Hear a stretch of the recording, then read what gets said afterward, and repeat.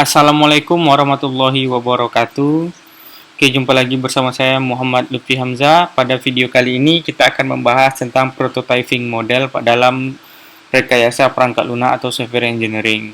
Oke, ini dia gambar dari prototyping model. Ini salah satu gambar dan banyak tipe-tipe atau jenis-jenis gambar yang berhubungan dengan prototyping model.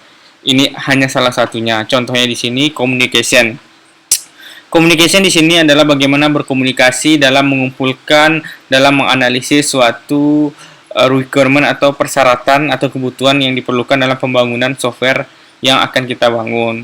Kemudian setelah itu dilanjutkan dengan quick plan, yaitu tentang membuat membuat planning atau quick decision, bagaimana kita membuat suatu rencana terkait sistem yang akan kita bangun, kemudian melakukan juga dengan quick design modeling, yaitu kita membuat dengan cepat suatu model terkait software yang akan kita bangun. Selanjutnya lagi menggambarkan modeling tersebut dalam suatu prototype atau kita buat namanya blueprint.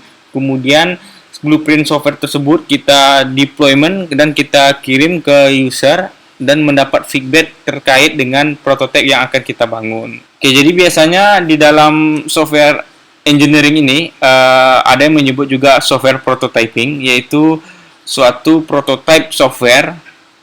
Ini banyaknya mengacu pada pembuatan prototype suatu aplikasi atau perangkat lunak yang menampilkan fungsionalitas produk yang sedang dikembangkan.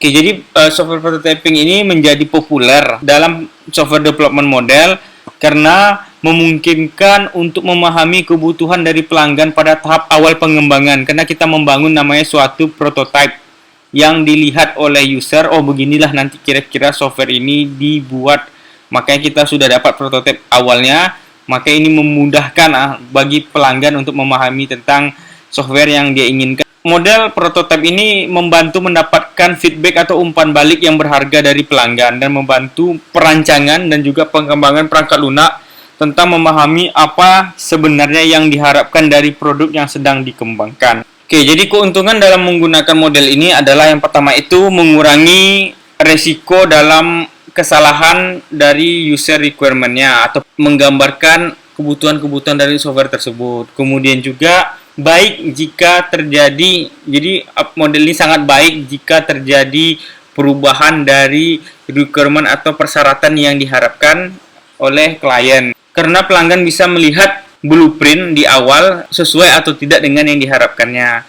Kemudian juga manajemennya di sini terlihat sangat teratur dan juga mendukung dalam memasarkan produk atau softwarenya di awal. Kemudian juga dia dapat mengurangi biaya maintenance. Oke, yang terakhir adalah kesalahan dapat didetek atau dapat dideteksi lebih awal karena sistem itu dibuat berdampingan. Oke, sedangkan kekurangan dari model ini adalah yang pertama itu prototipe ini modelnya itu tidak stabil. Apabila diimplementasikan dengan buruk, seringkali produk akhirnya itu tidak baik gitu.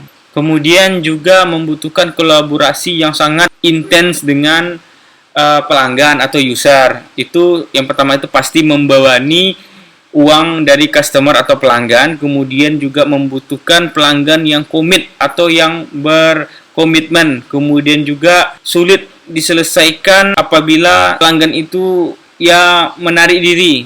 Kemudian software yang dibangun oleh prototype model ini biasanya itu hanya spesifik atau untuk pelanggan yang spesifik saja, tidak untuk software yang dijual sangat luas.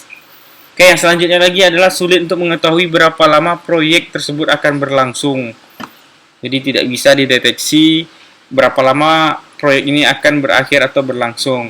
Oke, yang selanjutnya lagi adalah mudah untuk kembali ke tahap kode dan perbaikan tanpa analisis awal, yaitu persyaratan, kemudian desain, kemudian user evaluation dan feedback. Yang selanjutnya lagi adalah alat-alat dalam pembuatan prototipe ini sangat mahal. Kemudian alat dan teknik khusus diperlukan dalam membangun suatu prototipe, dan model ini sangat memakan waktu yang sangat panjang. Itu adalah kelemahan dari prototipe model dalam software engineering. Oke, sekian video kita terkait prototipe model. Oke, jumpa lagi di video selanjutnya. Wassalamualaikum warahmatullahi wabarakatuh.